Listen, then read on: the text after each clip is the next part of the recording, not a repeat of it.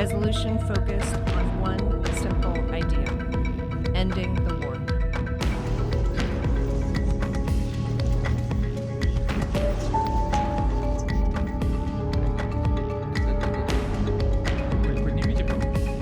З Європою вам підтримку за те, що ми разом, я пишаюсь.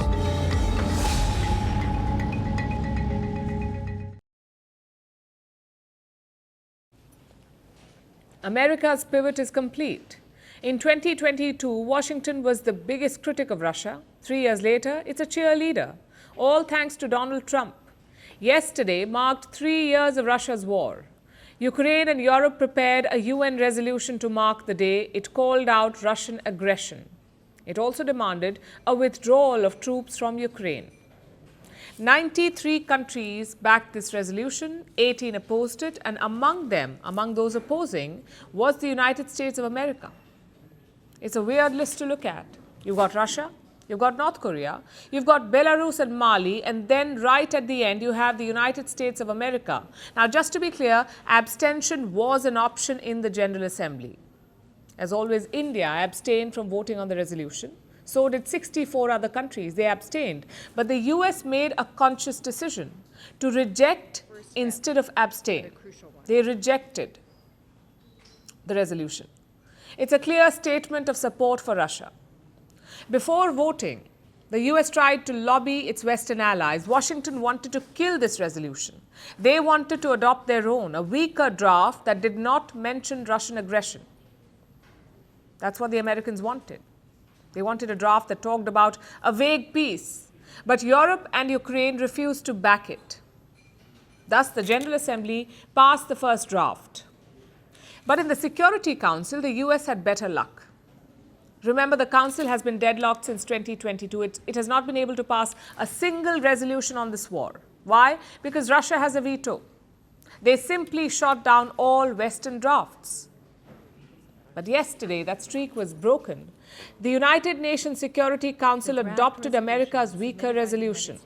The Security Council has 15 members, 5 permanent, the remaining are rotating, the remaining 10. Yesterday, 10 members supported the American resolution, 5 others abstained.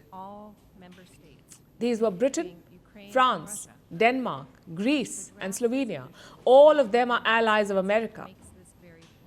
Russia was, of course, thrilled by the outcome. They welcomed the change in the US position. We see that the United States is taking a much more balanced position, which really helps the efforts aimed at resolving the conflict in Ukraine. We certainly welcome this. We believe that such a balanced position speaks of a real desire to contribute to a settlement. There are 2 trends to note here. First, the US is splitting with the West. They're not just ditching Ukraine, they're embracing Russia. And second, overall support for Kiev is down. We looked at a similar UN resolution from March 2022 and we compared it to yesterday. Look at the difference. In 2022, 141 countries supported Ukraine, only 5 countries voted against them, and only 35 abstained. This is how things stood in 2022. Yesterday, 93 countries backed Ukraine, 18 opposed them, and abstentions, 65. This shows a change in global attitude. Yes, the majority still opposes Russia's war, but support for Ukraine is dwindling. We can't be sure why that's happening. Maybe it's war fatigue, maybe it's the Trump effect, or maybe they feel it's time to end this suffering. Either way, the shift in sentiment is clear. And Putin senses it too. He's keen to push on with the peace talks, but he wants to keep it exclusive. The Russian president says right now it's between Russia and the US. They will discuss the way forward. And what about Ukraine and Europe? Well, they can join later. To address complex and even pressing issues, including the Ukrainian track, both Russia and the US must take the first step. What does it entail? This first step should focus on increasing the level of trust between both states. But what do the Europeans have to do with this? It concerns bilateral Russian-American relations. Why do we need them there? Putin wants to deal directly with Donald Trump. He wants to keep Europe out. And after yesterday's UN showdown, you can see why. Trump is open to giving Putin concessions, but Europe is not. Their position is more hawkish. If Europe is at the table, they may scuttle the deal. Hence, Putin wants to deal only with Donald Trump, and the US president is game. He says a peace deal will benefit Putin. I think it's to the very much benefit of Russia to make a deal and to go on with leading Russia in a very positive way. That's what you have to do. But I really believe that he wants to make a deal. Maybe wrong, but I believe he wants to make a deal. So Putin and Trump are ready to settle it. Meanwhile, Europe is sulking. They're trying desperately to show solidarity with Kiev. More than a dozen European leaders visited Ukraine on Monday. The EU Council held a moment of silence, and European lawmakers, landmarks rather, were lit up in Ukraine's colors. Take a look.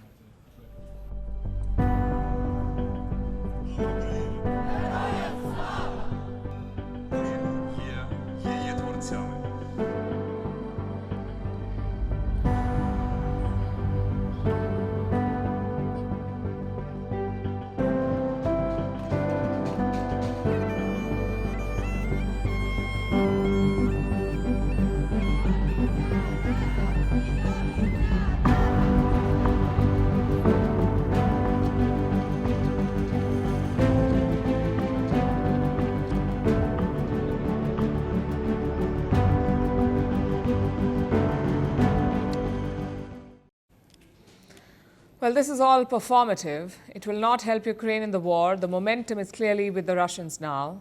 They're keen to push on. This morning, Russia launched a massive aerial attack. 7 missiles and 213 drones. That's what Russia fired today. Air raid sirens were ringing across Ukraine. Even Poland scrambled fighter jets out of concern. On Sunday, we saw a similar assault. Russia launched over 250 drones on that day. It's clearly a well-thought-out plan. Ukraine is occupied with Trump's threats and insults, so Russia is cashing in. They're upping the pressure on the battlefield.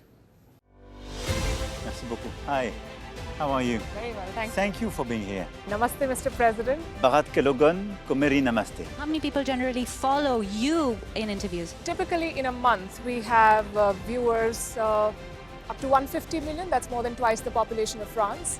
And in the last 2 years, we had 3 billion viewers. So I say, Laurent, this is your chance to be famous. You're on Firstpost. One word to describe your equation with Prime Minister Modi. Amitié. As India and France work together, are you creating a new era of non-alignment in the technology space? India is a training superpower. 1 million engineers a year, more than all of Europe and the US combined. So we have that partnership.